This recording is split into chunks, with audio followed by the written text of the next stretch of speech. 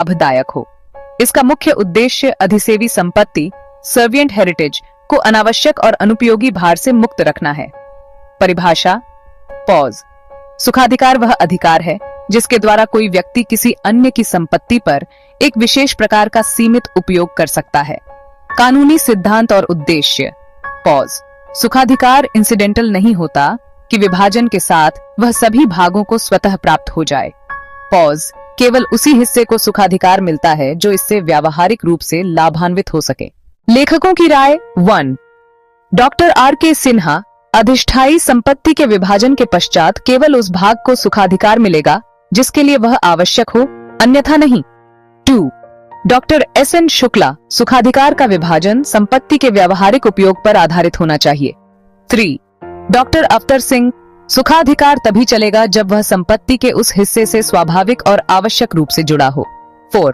Muller easement is not a transferable right to all subdivisions of dominant tenement, only to such parts which necessarily need it.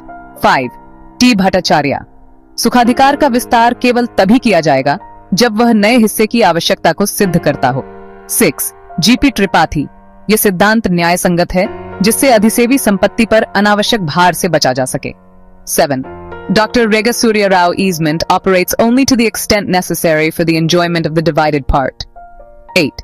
Dr. S.R. Maineni, rights of easement should be limited to what is necessary for enjoyment and not be presumed across all divided lands. 9. Poonam easement survives division, but attaches only where necessity exists. प्रमुख न्याय निर्णय। Pause. Sukhdev व प्रातप Singh. AIR 1955 all 349। Pause. न्यायालय ने कहा कि सुखाधिकार केवल उसी हिस्से के लिए होगा जहां उसका प्रयोग आवश्यक हो। अपवाद एक्सेप्शन। पॉज। यदि यह स्पष्ट किया गया हो कि सुखाधिकार संपूर्ण अधिष्ठायी संपत्ति को प्राप्त है तो वह सभी हिस्सों पर लागू हो सकता है। निष्कर्ष।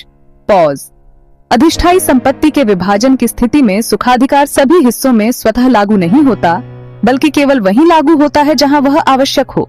इससे अधिसेवी संपत्ति को अकारण भार से बचाया जाता है। 10 problem based questions with answers. Medium या लॉन्ग। 1. प्रश्न।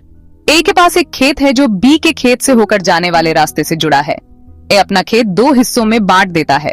क्या दोनों हिस्सों को रास्ते का अधिकार मिलेगा? उत्तर। धारा 12 के अनुसार रास्ते का अधिकार केवल उसी हिस्से को मिलेगा जिसे उसकी आवश्यकता है। यदि एक हिस्सा मुख्य मार्ग से जुड़ा है तो उसे सुखाधिकार नहीं मिलेगा।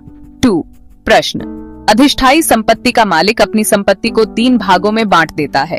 क्या प्रत्येक हिस्से को सुखाधिकार का लाभ स्वतः मिलेगा? उत्तर। नहीं, केवल वही भाग जिस